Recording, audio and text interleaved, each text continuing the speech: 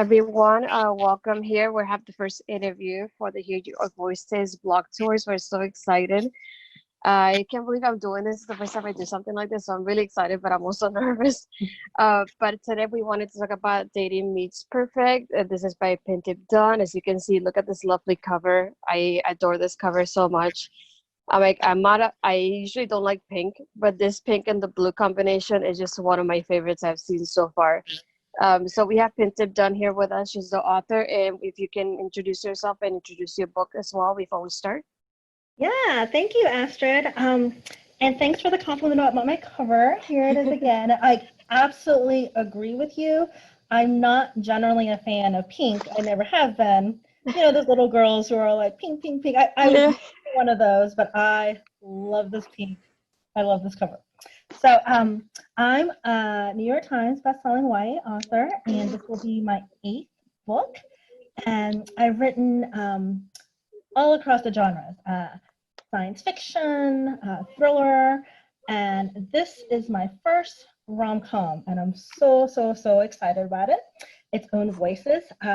There are always Thai American characters in my book, but this book is the very first time I'm having Thai American characters as both of the leads, the hero and the heroine, and I couldn't be any more thrilled about it. So just quickly what the book is about. My heroine, Winnie, has 2 sisters, and they have always never been allowed to date in high school. But when the older sisters get to college, the parents are like, well, weren't you engaged yet? And they're like, what? Like, we just got to college. This is not just a flip that we can switch. And so they decide to rebel, and they're like, you know what? We're not going to get married for like 20 years, not until we've had lots and lots of dating practice. And so, of course, this kind of freaks the parents out because their mom's main goal in life is to hold a baby in her arms. And so she's like, okay, new change to the status quo. Winnie, you must date in high school in order to practice and get the necessary relationship skills, but we will decide who, what, when, and where. And the first boy, who is the person you're going to date, is going to be the son of our longtime family friends, but unfortunately, he just happens to be her sworn enemy. So that is basically what this is about. And it comes out on August 18th, and I'm so thrilled to be here with Astrid doing my very first video interview about this book. So, yay! The first thing is like I am Puerto Rican. And then I moved here when I was in my teens. So one thing that I really appreciate about this is the part that how you represent the culture in the book. That's one of my favorite things. I'm like, I like learning about different cultures. Mm-hmm. Especially like I've been through experiences like this. I can relate to how the parents are because the parents are like mine as well. Oh. So every time I heard the remarks, I was like, yes, that's my mom, and yes, that's my dad. That's something they would say too. Because I really enjoyed that about the book too. I could totally relate to Winnie and her sisters and the way the parents react and everything. I'm like, that is so me. Every time I read it, I stayed up until like 3 a.m. just so I could finish the book because I wanted to finish it so fast. Thank you so much. I know the first thing that I wanted to ask was like, obviously we get with the book, we have a lot of references to rom-coms, and we get references to like To All the Boys I Loved Before, Never Have I Ever. Like, did you know from the beginning that you wanted to add those kind of references there? I did not actually. It was funny. I don't think this is giving anything away, but I don't know if you remember the scene where the second date that the mom sends her on, she decides it to be a Pretty Woman date because she wants Matt to take her shopping. And this is just, in Winnie's eyes, like the worst thing possible, because who on a second date goes and tries on clothes for your date? But it's because her mom has never dated in America. She immigrated to the US when she was in her 30s. And so she doesn't really know how dating in America works. And so she decides to to model all of the dates off of all of these classic rom-coms that she's seen, because that's really been her only exposure to dating. So it wasn't until I wrote that scene, and I'm a pantser, not a plotter. So for the non-writers out there, that basically just means that we kind of make it up as we go along. Like we might have a general idea of where the book is supposed to go. We might have an idea of what the turning points are, where we want to end up, but we don't know the specific scenes until we write them. And I am not this way because I want to be. I think outlining a book is like so much more efficient. I just can't write that way. So when I write is just, I'm like, okay, I just sit down and then the scene just kind of comes up. And so I was writing the scene between Winnie and her mom, and I didn't even know that I wanted a Pretty Woman reference. I was just like, oh, it'll be really funny to make them go on the shopping date. And then the Pretty Woman reference came out. And this book was really different than my other books that I've written because I worked pretty closely with my editor all the way through writing it. And so she read the first chapter after I wrote it and then gave me comments. She read the first 100 pages after I wrote it and then gave me comments. And so she was the one who was like, oh, wow, like this is so cute, this rom-com thing, you know, maybe we can make this kind of like a running thing. And so from there, that's why I included all the other references. Most of them are movies from the 90s because I wanted like classic rom-coms. They're the movies that I grew up watching, but I figure, you know, her moms would have immigrated to the US like pretty close to around the time. And so I kind of wanted to give a nod to the older rom-coms, but I definitely included a reference to like To All the Boys I Loved Before, Crazy Rich Asians, Never Have I Ever, just because those were like the recent movies that came out that featured Asian Americans. And they did so much for, you know, having all these, especially Crazy Rich Asians, like having Asian Americans in all of these roles, not just kind of the stereotypical secondary character, but in, you know, as hero, as heroine, as like rich pretty girl, as villain, as, you know, just so many roles. And so I really wanted to make sure that I acknowledged those in the book. So it was fun. Yeah, I like how you had a mixture of like the older rom-coms and obviously like the newer ones like you mentioned. I really appreciated that. Every time I saw them like highlighting, I was like, yes, another rom-com reference. I like how you added them up with every one of the dates as well. There's another detail that I really enjoyed. Every time the date came up and they're like, yeah, this date is supposed to be like this rom-com. And I'm like, I don't want to say because I don't want to spoil it. But I like how the detail and like how they are connected in the story as well. I thought I really, really enjoyed that part a lot. Oh, thank you. I appreciate that. It made for some fun dates too, at least for me to write.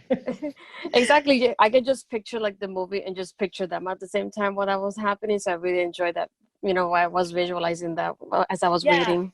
And like what I did while I was writing, because obviously I've seen and loved all these movies before, but, you know, I sometimes referred to a pivotal scene. And so I would go back and rewatch that scene in the movie. And I'm like, oh, like this is really fun for me. I get to remind myself of all of my favorite scenes from these movies. So it was fun.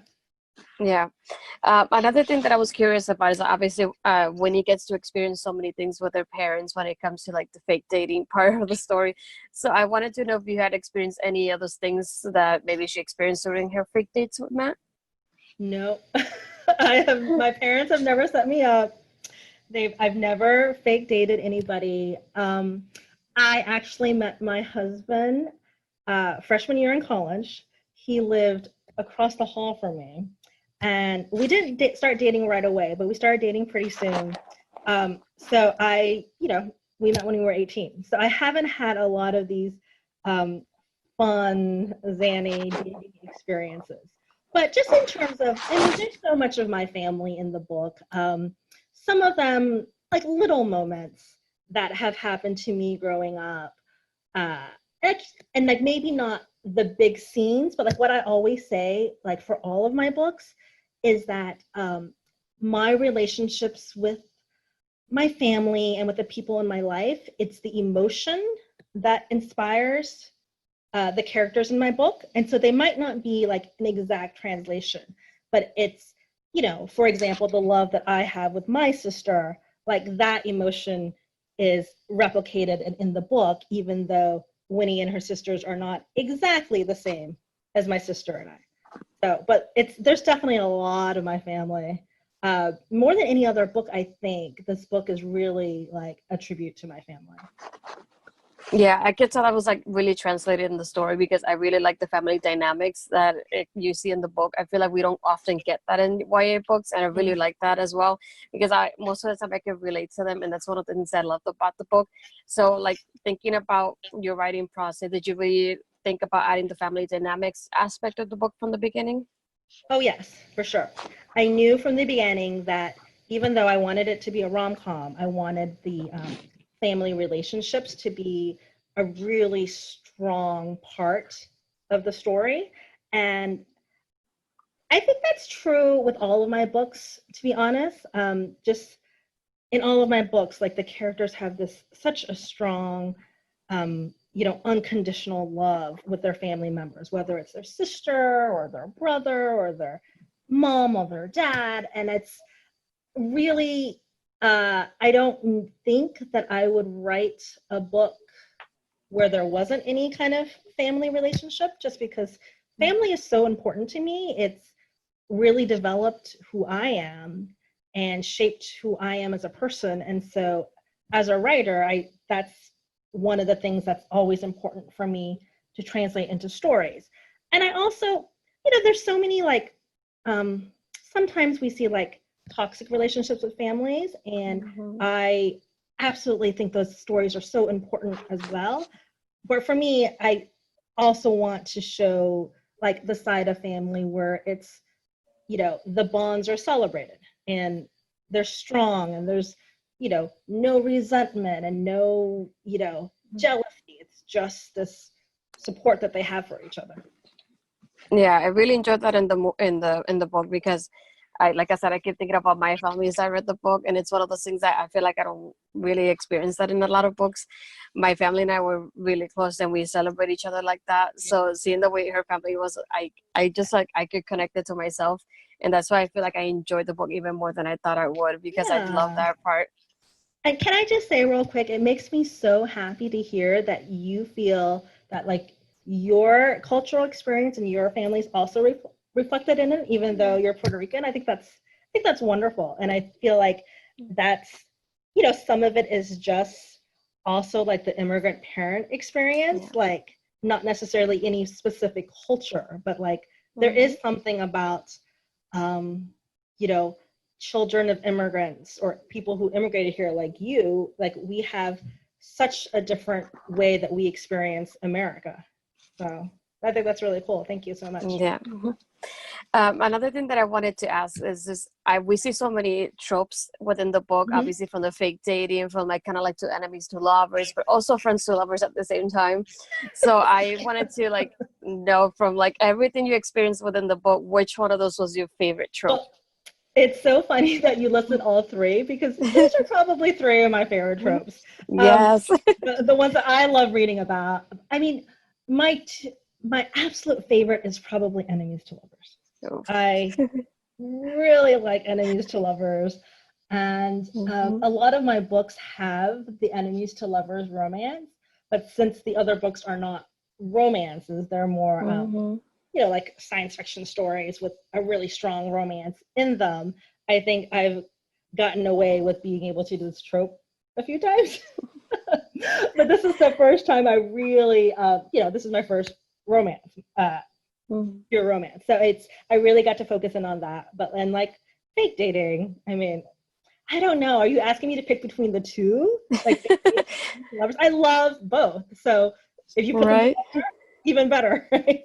Right. I'm like, I kept thinking, obviously, because of the title of the book, obviously, we know the fake dating is involved, but then seeing not only enemies to lovers, but then friends to lovers, I was Yes, like, I love this combination so much. I never thought I could read a book that had both of I them at the know. It's same like time. And I I'm like, put it all in there because those were my favorites to read. So, when you're writing your own, why not make it like, oh, this is what I've always wanted to read, ones that have all of these things. another thing that I was curious about is obviously when Winnie and Matt have like their arguments at first, she has like a lot of comebacks to him like that. So I was wondering if that's something that how'd you think of them? Because I'm like, obviously I'm not clever like that, so I wouldn't think of those comebacks the way she Um, goes to him. yeah. Well, what's funny is that we kind of, my editor and I discussed this, and we kind of said, it's okay for Winnie to not always have the perfect answer because she's all, she's a little awkward and a little like not smooth. And like Matt thinks he's like super smooth. So he always has the perfect thing to say. I'm trying to think, like most of these scenes did come pretty naturally to me. But I'm like you, like in real life, I am so bad at like coming up with a comeback right on the spot. Like I might be like, oh, I should have said that like hours later. Like, you have a conversation with somebody and you're laying in bed and the conversation runs through your mind and like, oh, I should have said that. And so I'm not actually very good at doing that like in person. But on paper, it seemed to flow pretty well. I think it's because I did like identify so strongly with Winnie. I was able to like put myself in her shoes so much that I could kind of guess what she was going to say. Sometimes too, like, you write a scene and then I'll go back and be like, this scene is the conversation's a little boring. Like, how can I spice it up a little bit? And so definitely in revisions, I think you make those comebacks a little snappier because you're like, well, she could probably say something here that's a little more interesting than what I have. So part of that too is also in revisions, like, for many aspects of the book, it's not perfect the first time you write it. And so it's because of like the number of times you go over it and you're like, yeah, I could like make this a little funnier. I can make this a little wittier. And so it's, through all of those layers of revisions as well. But, yeah, I give her props because I'm like, I will never be able to answer that so quickly. Well, I don't think real people do. Like these dialogues, these conversations that you see like in romances and rom-coms, you're like, how many times have you actually like listened to a conversation with two people and have them be like this witty? Like, because it takes time to come up with those things. I mean, some people naturally are. I'm not one of them, but some people are. Yeah. Another thing, since you mentioned about your writing process, like how was your writing process for this book? Obviously, since it's different from your usual books. Yeah, I mean, it's so funny. Like every time I think I have a writing process, I do the next book and it's different. And so this is the 8th book that I'm publishing. I have 4 that I wrote before that never got published. So I guess I've written 12 books. And I really feel like the process has been different for each one. This one is really unique because I sold it before I wrote a single word. And so I've worked with my editor, Liz Pelletier, for a number of years now. And this is the 6th book that we had together. And so the way it came about was just a really unique way. Entangled had brought several authors to New York City to meet some of the Macmillan reps. And we were all there in New York together for the week. And Liz had rented a house for all of us. And so we got to spend like all the days together. And so it was after midnight one night. And, and we'd been, having drinks, whatever. And I was actually leaving in the morning. And so I was like, oh, hey, Liz, I had this idea for a book. And I told her about it. And I gave her like a 1-minute pitch. And then like literally as I was finishing my pitch, Liz was like, done, sold. So she bought it within like 30 seconds. And I'm like, wait, are you sure? Like, and she was like, why are you arguing with me? I'm like, but wait, what about, and she's like, don't argue with me. So she bought it that quickly and I had not written any of it yet. And that, I don't think that's ever happened before. Usually like I have like a pretty, I might not have written the whole book, but I'll have like, a proposal with like a formal pitch written out, maybe the first chapters or something like that. So because she was involved from the first moment that this book existed, like I said, it was different. She gave me her input while I was writing it. So after chapter 1, we talked about it. And then we like changed things a little bit. After 100 pages, we talked about it. And then we changed things a little bit. And so I think because I had had that input from her the whole time and the story was kind of adjusting the whole time, there were actually less revisions this book had the least revisions out of any of my books that I've ever done. And I think that's because we had that communication, that back and forth while I was writing it. So it was really fun. It was a pretty efficient way of doing things. So, and the other unique thing about it is that I finished writing this book after coronavirus and quarantine started. Oh, yeah. So for the first month that we were in our homes for the shutdown, the stay-at-home orders, I was finishing the book. And honestly, I was so stressed about the world outside. And every time I wasn't writing, I was like reading articles and like, being so nervous and just really like, how can we be living in this surreal world? It feels like a dystopian world that I write about. It doesn't feel like real life. And so writing this book was such an escape for me. It was the only time in my day where I wasn't sitting there feeling so anxious. And so writing this book actually brought me a lot of joy. And I don't know that I can say the same for any other book that I've written where it really felt like a treat and escape to write. Whereas the other books, they felt a little bit more like work. So.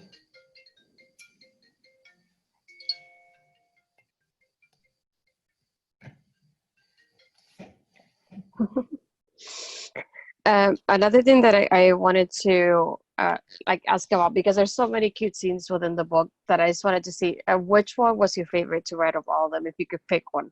Oh my gosh, which scene was my favorite? I love all the scenes with the sisters. Every time the sisters showed up on the page, it was just so fun. I also like the text message scenes between Matt and Winnie, just because I like writing text messages. I think text messages are cute. But do I have to pick one? I like the first scene. Not the first scene, not the prologue, but chapter 1 where they're wrapping the egg rolls together, because that reminded me so much of my family and home, because I grew up wrapping egg rolls, and you sit around the table doing this and like talking to each other. So but that was when the characters really came to life for me. So I think I like the first scene. But it's hard to pick. I know it's hard for me to pick one, but I would say I really enjoy especially the last part, like having her in the car do the karaoke with him. I thought that was so cute. I'm like, I love that detail so much. Yeah, the karaoke was fun. Karaoke was fun because not only is it in a rom-com movie, My Best Friend's Wedding, but amongst Thai American parents, they just love karaoke. I don't know why. My parents and their friends, like that detail was completely ripped off of my parents and their friends, but they will have karaoke parties until like 3 or 4 in the morning, and we're like, are you kidding me? You have a better social life than I do. Another thing that I wanted to, like, especially now that you're talking about your family like that, did anybody, like, particularly in your family inspire any other characters, or maybe any other traits, perhaps? Yeah, so a few of the characters in particular. So Winnie is actually inspired by my little sister. So I'm actually the big sister in our family. She's actually 12 years younger than me. So she's my half sister. My mom passed away when I was young, and my dad remarried. And so she's my half sister. And I only say that to explain why there's a gap between us, because we're so, like, she's my best friend. And so we're so close that I almost never say half, because to me, she's my sister. But, the part where, like, because she was so much younger, she really felt that sense of, my brother's a year older than me, and she's 12 years younger, and so she always felt like, oh, me and my brother had already done everything, like we'd already,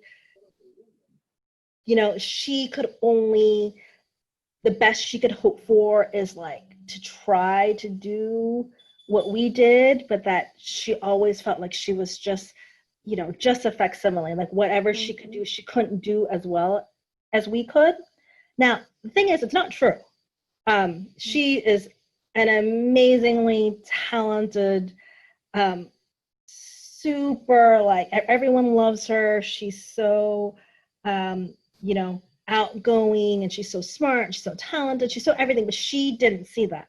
And so it was the same as Winnie. It's just that as the little sister, you feel like you can't measure up, or you're not as good. And part of it is just a function of age. Like, of course you haven't done those things yet because you're not that age yet. But then in your mind, you really feel like she really felt like she could never measure up to us. And so that was really inspired from my sister. Like, Winnie's different. Like, I mean, it's, I never take a character and just like, transpose them whole, but I take like certain little bits of characteristics of the people in my life. And so Winnie was inspired by my sister. The dad in the story is inspired from my dad. My dad's so cute. But some of the things that the dad does, we've had like similar type conversations. And so it was really funny because when I was first reading the book, I was visiting my family in St. Louis. And so my sister read aloud the first scene between Winnie and her dad to my dad. And we were all just dying laughing because, we thought it was a funny scene, but it also really reflects some of the funny moments in our lives. And the last person who is not the owner of Low Country is Uncle Pan. Yeah. So that's actually my brother. So my brother's name is Pan, and he actually owns Low Country in Chicago, and that's a real restaurant. And so that's the only part of the book that's actually genuinely real. Yeah. That's interesting. At first, I want to say I'm sorry for your loss when it comes to your mom. Oh, thank you. But I can say that I actually relate to you on that because I'm also the older sister, but we're 5 children. Wow. My mom had 3, and then we moved here, and we thought obviously she was done with 3, and then here comes my younger sister. We call her the surprise because we were not expecting her, and between her and I, we have an 18-year difference. Oh, and my actually, goodness. People think that she's my daughter because she looks so much like me as well. Yeah. And then my mom had a surgery, and then she still had another sister. She wasn't supposed to be born, obviously, because of the surgery, but everything went out well. And with her, I have like a 20-year difference. So I still feel weird when people see us out. They obviously think I'm the mom, and then my mom is the grandma. And it goes like that all the time. So we go with those conversations that you can never think about, because I would have never thought about having a sister when I turned 18 or when I turned 20. Right. So it's just crazy to think about like the things we can teach them because of our age gaps as well. So you have the same, because I feel like this is a very unique kind of sisterly relationship where it's your sister, but you had this really maternalistic, protective love. And I think that's a very unique thing, and you don't feel that unless you have a much younger sibling. And in fact, my first book, Forget Tomorrow, is all about like the protective maternalistic love that you can have for a younger sister. So that's that's a theme that I certainly love writing about, and it's true because when I was younger, when she was younger, when she was a little kid, people also were like, "Oh, are you her mom?" But then now they're always like, "Are you twins?" And she gets really mad because she's 12 years younger than me. But these days, people think that people often ask us if we're twins. Yeah, I get that with my mom. It's the funny thing when I go out with my mom, people think that we're twins and the kids are mine. Or when I go to the church, it's always like Happy Mother's Day because they all assume that my sisters are my daughters, and I'm like, so no. So I can relate to them, but no. I wouldn't mind it that were my daughters because they're really like such amazing kids, but I'm like, I'm not their mom. I'm sorry.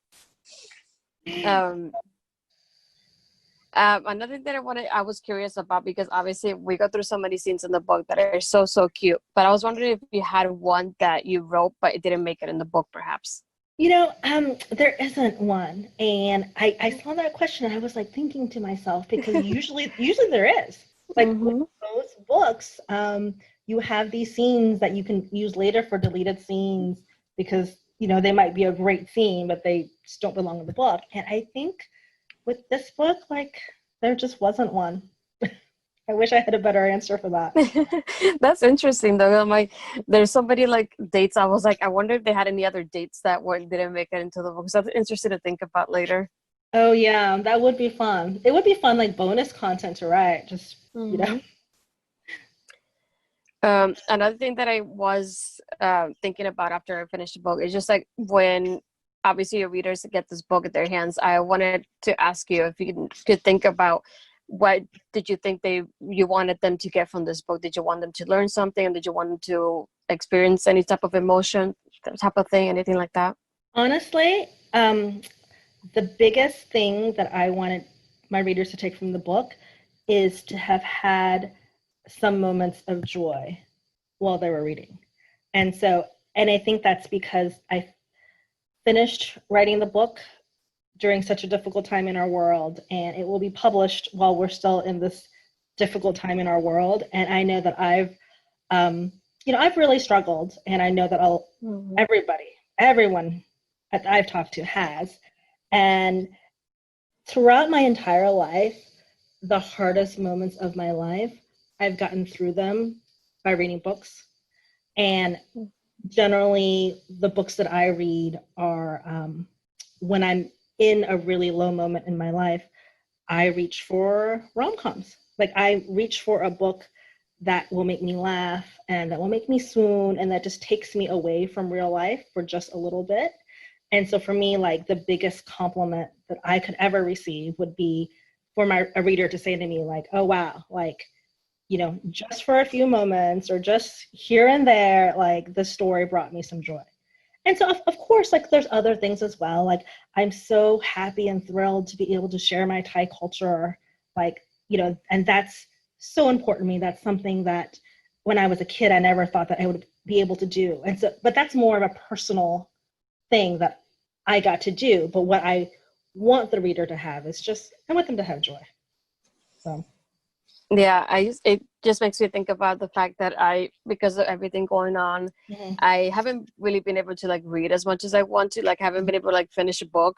And to think that I got this book like probably 3 days ago and I finished it already, that's just incredible to me. Because I read the first couple of pages on my Kindle, but then I got the physical copy a few days ago. And I've been reading it ever since I got the physical copy. Like, I started where I left off in my Kindle, and I was like, I love reading it. And every time I wanted to go to bed, I'm like, no, I just want to do a few more pages. And to think about maybe like 2 days ago, I kept thinking, oh, let me keep reading. Then I looked up, it was like 3 a.m. I'm like, let me go to bed. But then I kind of wake up early to try to finish it, because it was just like such a good escape to think about these things. And I feel like I haven't actually watched a rom-com in a little while. But reading the book, I felt like I was watching a rom-com, even though I was just reading it. And I really enjoyed that so much. And I told my mom's like, you're not going to be able to finish that book. And I was like, watch me. And I finished the book so quickly.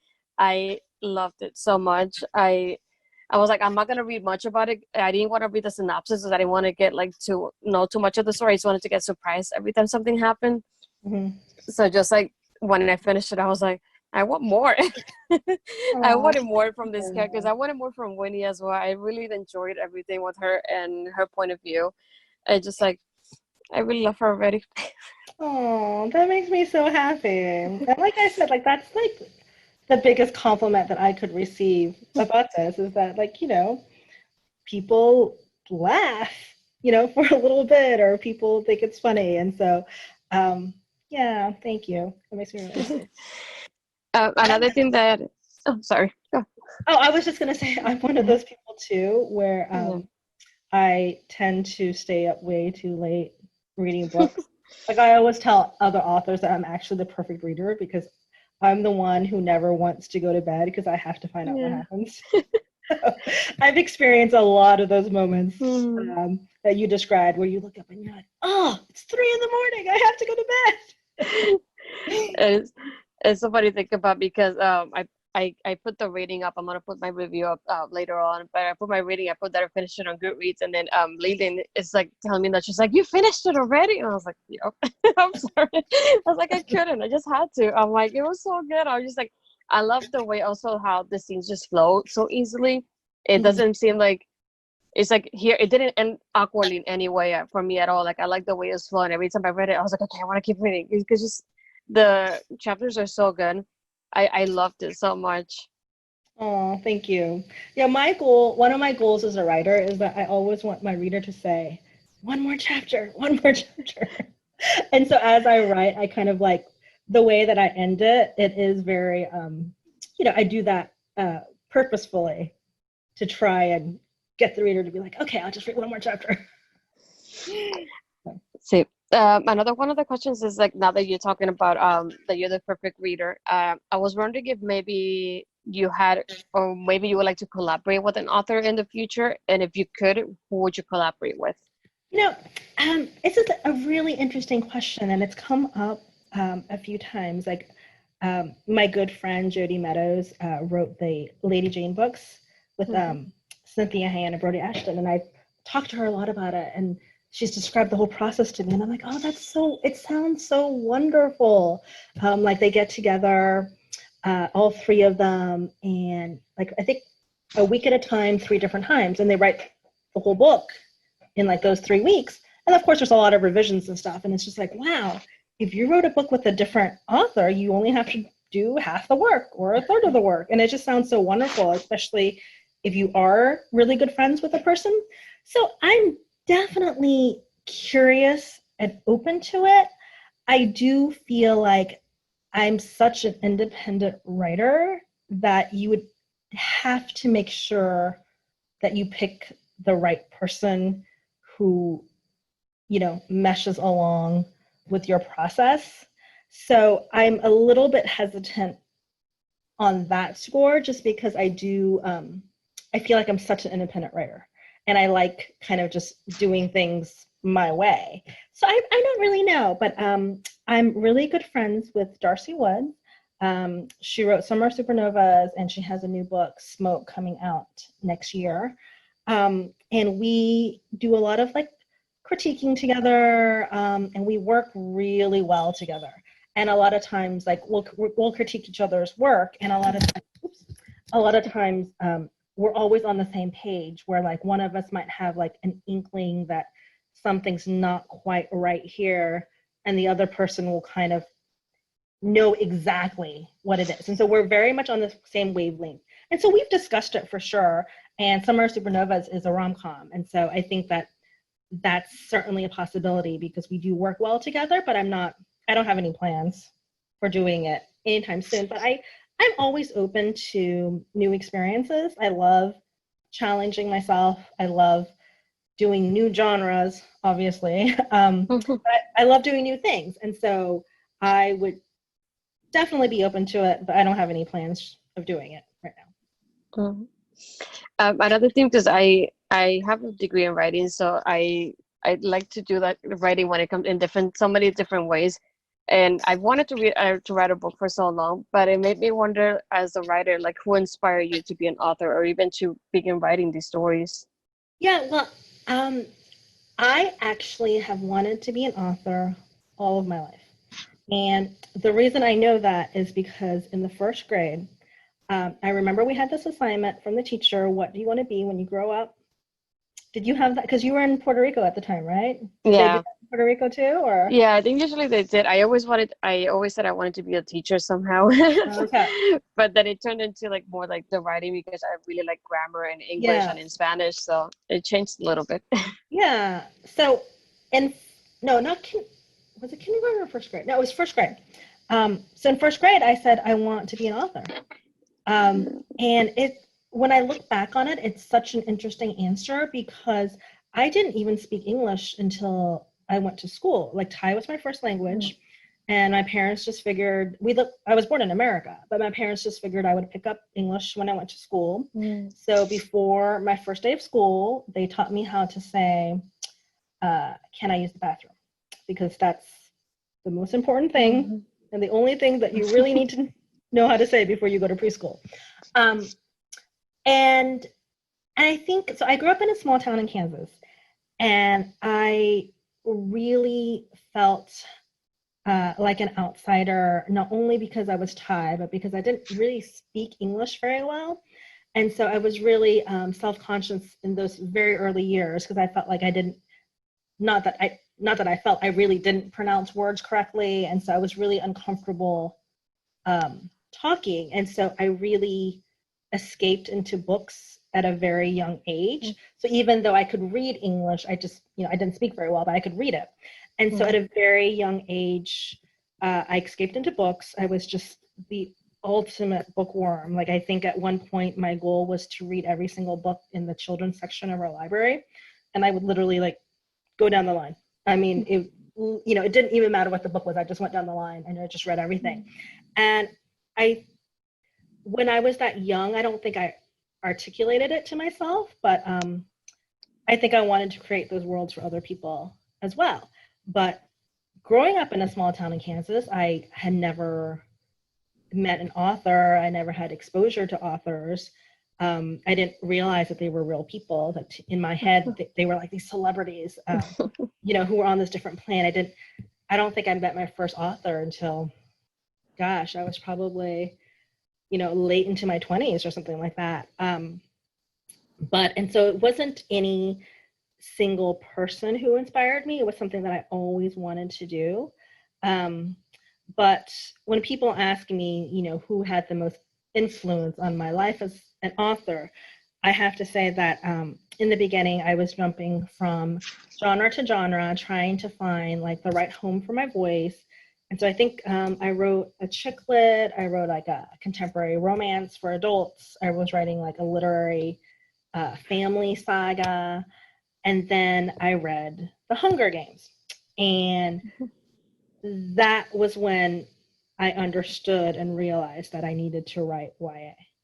That literally changed my life because it put me in a new direction with my writing. And it just, I was just really enamored by this, by stories of teens growing up and realizing who they are, figuring out who they are, and having that person be so much stronger and braver and, more resilient than they ever dreamed possible. And to me, that was so inspiring.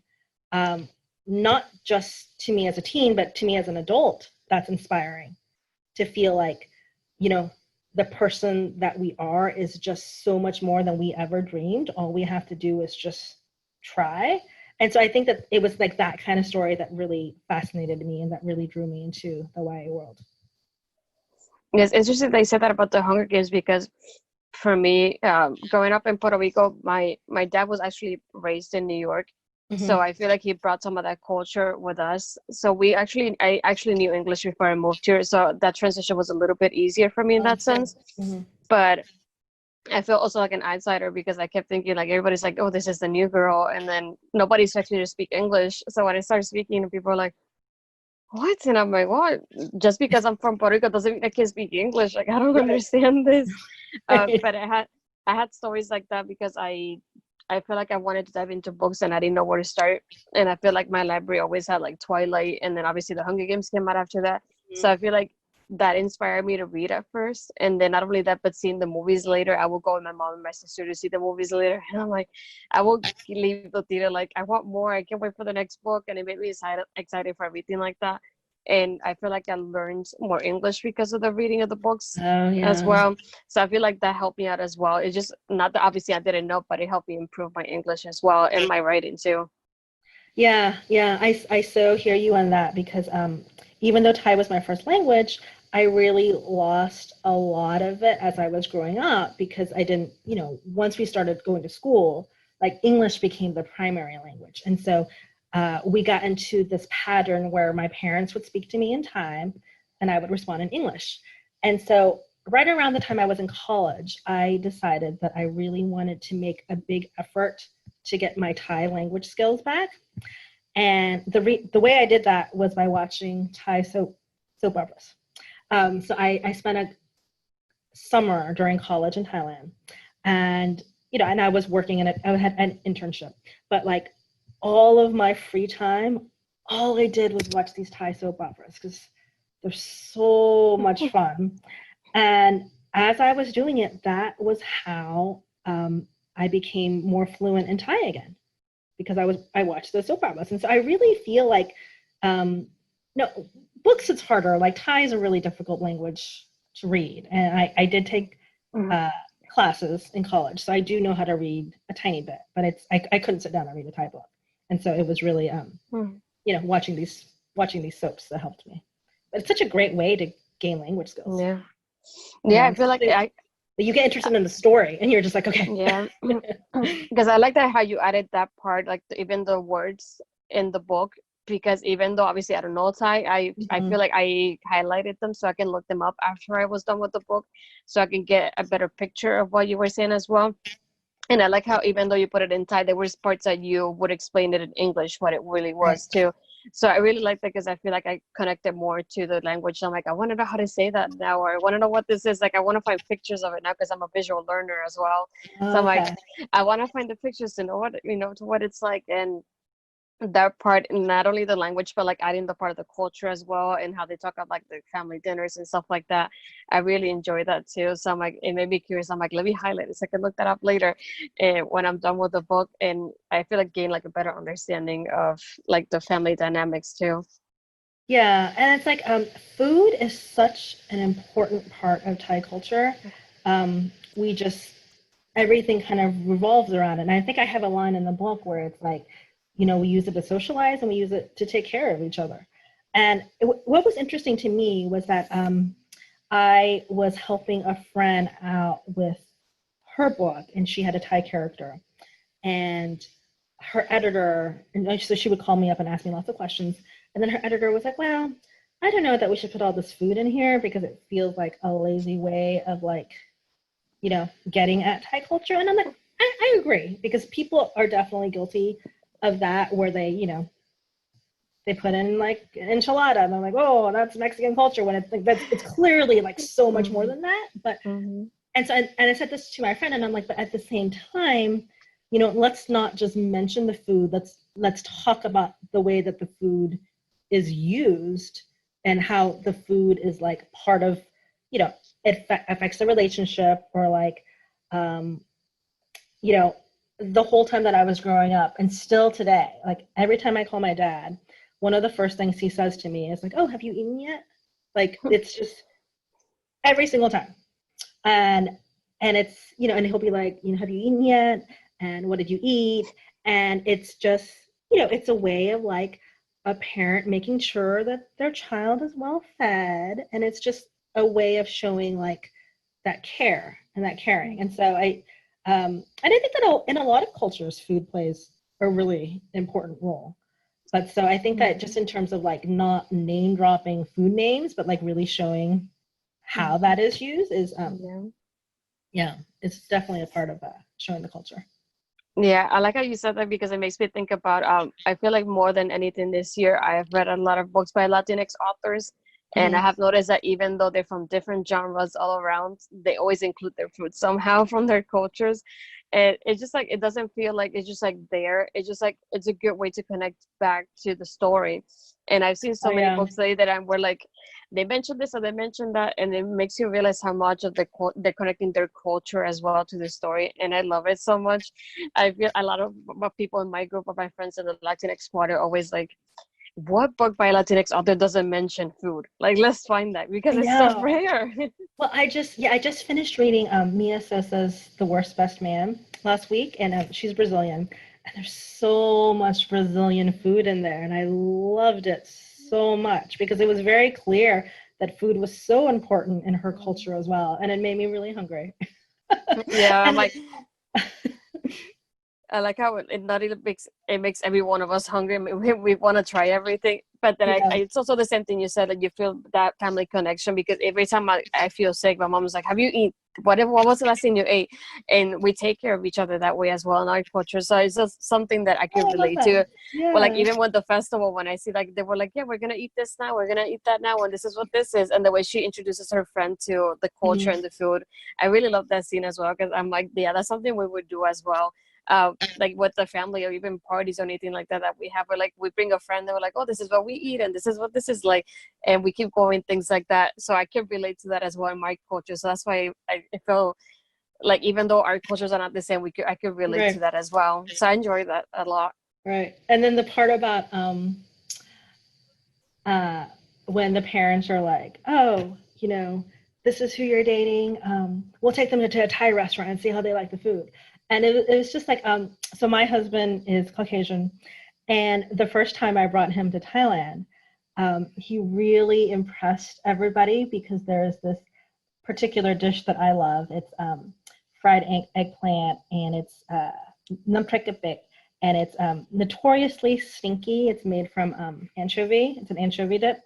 And, a lot of foreigners who aren't Thai think it's super stinky. And then they were like, oh, Antoine won't eat this because, no one likes that. And he's like, what? You mean nam prekapik? And so he said it like perfectly in a Thai accent. And so it's like, I feel that, they fell in love with him from the first moment because he loved the food. And so it's so much like, it's interesting, right? Because it's, the people who embrace the food, you feel like they're embracing your culture. Mm-hmm.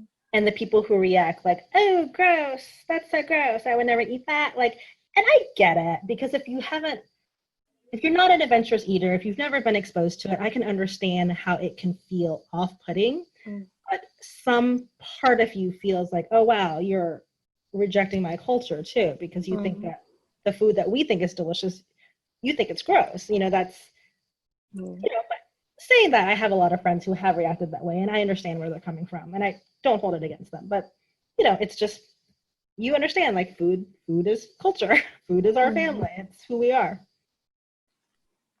I think I didn't have this question before, like when I submitted them, but it made me curious though, because the way Matt is described, I wanted to know if he was inspired by anybody you maybe have seen before, anybody in your life as well. No, I wanted him to be a tall, handsome guy, and that was deliberate because, in popular culture, a lot of Asian men aren't portrayed as being like really attractive. And it's like, of course there's really attractive men in Thailand. Of course, like as there is in every culture. Mm-hmm. And so I really wanted to go against that stereotype. At the same time, like my brother and my cousin are both very tall. My dad is very tall. My dad's 6'4". Which is pretty unheard of in Thai culture, but my brother's over 6 feet. My cousin is like 6'2" or 6'3", and so there are a lot of tall Thai men in my family. But it's just that it's when people think of Thailand or Asian men, they think like short and scrawny, and like that just isn't the case with the men in my family. And I, wanted to just go against the stereotype and, portray like a different kind of hero. Yeah, I really enjoyed it. I like the conversations he always has with Winnie at first, and I'm like the way they come back at each other. And I'm like, it's so cute because it makes you want a relationship. Like there's that they knew each other from the beginning, and then now they ended up, and at the end, like obviously not the fighting, but the beginning to the end of like, they know each other since they were children, and to know now how they fell in love with each other, I was like, that was so cute. I want something like that. Yeah. And like certainly the children of family friends, like I definitely had that growing up. And obviously nobody I fell in love with, but you do have a lot of those relationships where like the parents have been friends, since they lived in Thailand, and then they like immigrate to America, and then they're still friends here, and then you get together often. Like the parties that I describe in the book, those are all something my parents do all the time, and all the kids get together, so you've known each other forever. So yeah, so certainly it wasn't based on any particular person, but that particular relationship is one that that I've had of some other Thai kids who are children of family friends who I've known since I was, a toddler. So Yeah, it made me think about my culture as well because I have people that we knew from Puerto Rico, and for some reason or another, maybe they move or anything like that, and then we kind of would disconnect a little bit, and then something happens that we get brought back. And like I have people like one of my neighbors was actually my mom's wedding, and my mom didn't know she lived here until her mom talked to my grandma, and they're like, "Yeah, my daughter lives Oh, here," and then she's like, "Wait, what building is it?" And when we looked, she's exactly right next to us the whole time. really? Yeah, so things like Oh, that are that's just so so interesting. cool. I've Yeah. also had like one of my ex coworkers. She's probably like maybe in her 30s or I think around 40s because she worked with my mom before. And I remember I talked to her about my mom and my dad all the time when I was working with her. And then one day my mom and dad came to my job, so I said, "Oh, let me introduce you to my parents." And then she hears my mom's voice and she says, "Wait, that's you?" And she's like, "I haven't seen you in so long." And then when they keep talking, my coworker had actually been to one of my birthdays when I was younger, and I didn't even know about that. Oh, that's so cute. I love that. It's a Yeah, small world, you know. yeah, it's Such a crazy to small think world. about. Yeah. Yeah. That it's one of those things that I never thought that would happen. And then when you come here, like everybody, we make a joke that I'm like, "Oh, Puerto Ricans end up in Florida or in Orlando at least," because we have so many people that we knew from before and we lost contact somehow, and then we come here and all of a sudden we see each other somewhere. And it's crazy to think about these people that we consider family because we knew each other for so long. Right. And since I was like so young, I think she was in my birthday when I was like maybe 5 or 6. And I'm like, I was in my 20s working with her, so she has seen me from how tiny I Oh, was to how that's I grew so up now. cool. So things like that, I really appreciate it from the story Yeah. too.